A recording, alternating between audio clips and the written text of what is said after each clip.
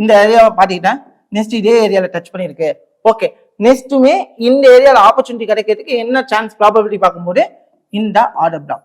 என்னோட order பிளாக்குக்கான rule டோட்டலாவே என்ன இருக்கு, கிளீனா அப்ரோச் ஆயிருக்கு. என்னோட ரூல் கரெக்டா பேஸ் ஆயிடுச்சு. அப்போ இந்த இடத்துல மார்க்கெட் ரியாக்ட் ஆச்சுன்னா என்ன பண்ணலாம் அப்படிங்கிறத 1 மினிட்ல போயிட்டு சிம்பிளாக நான் ஸ்ட்ரெச்சர் எடுத்தேன். 1 மினிட்ல நான் போயிட்டு என்னோட ஸ்ட்ரெச்சர்ஸை நான் பார்க்குறேன். எனக்கு 1 மினிட்ல என்ன ஆயிடுச்சு அப்படின்னா, எனக்கு இந்த இடத்துல இருந்து மார்க்கெட் மேலே போகணும்னு எனக்கு தெரியும். மார்க்கெட் என்ன ஆகணும், சிம்பிளா நான் சொல்றேன் பாருங்க.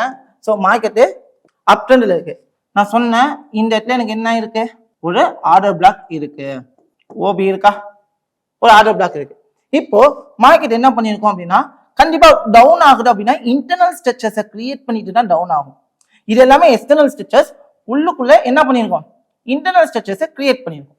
இன்டர்னல் ஸ்ட்ரெச்சரை கிரியேட் பண்ற மார்க்கெட் என்ன பண்ணும், ஒரு ஹையை பிரேக் பண்ணும். ஹையை பிரேக் பண்ணிட்டா இந்த இடத்துல மார்க்கெட் என்ன ஆகுதுன்னு நம்ம அக்செப்ட் பண்ணுவோம்னா ஸ்ட்ரெச்சர் ஷிஃப்ட் ஆகுது.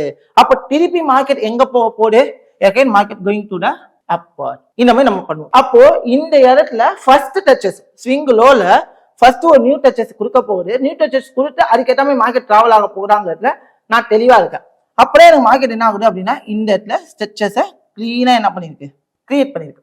அப்போ இந்த இடத்துல ஃபிளிப்பை நான் பேஸ் பண்ணிட்டேன். மார்க்கெட் ஸ்ட்ரெச்சர் வீடியோ பார்க்கல அப்படின்னா நான் ஐ பட்டன் தரேன், அங்க போய் பாருங்க. உங்களுக்கு மார்க்கெட் ஸ்ட்ரெச்சர் வீடியோவை போட்டிருப்போம். மார்க்கெட் என்ன ஆயிருக்கு, இந்த இடத்துல ஃபிளிப்பு கொடுத்துருக்கு, ஹையை பிரேக் பண்ணிட்டான்.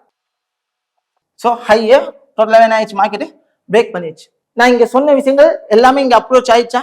அப்போ மார்க்கெட் கண்டிப்பா எங்க போக சான்சஸ் இருக்கு, மேல போகிறதுக்கான சான்சஸ் ஹை ப்ராபபிலிட்டி இருக்கு.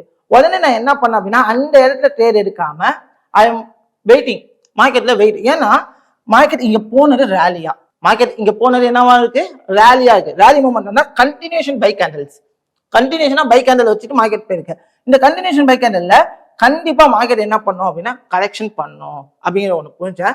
5 மினிட்ஸ்ல இந்த இடத்துல ஒரு ஆர்டர் பிளாக் இருந்துச்சு.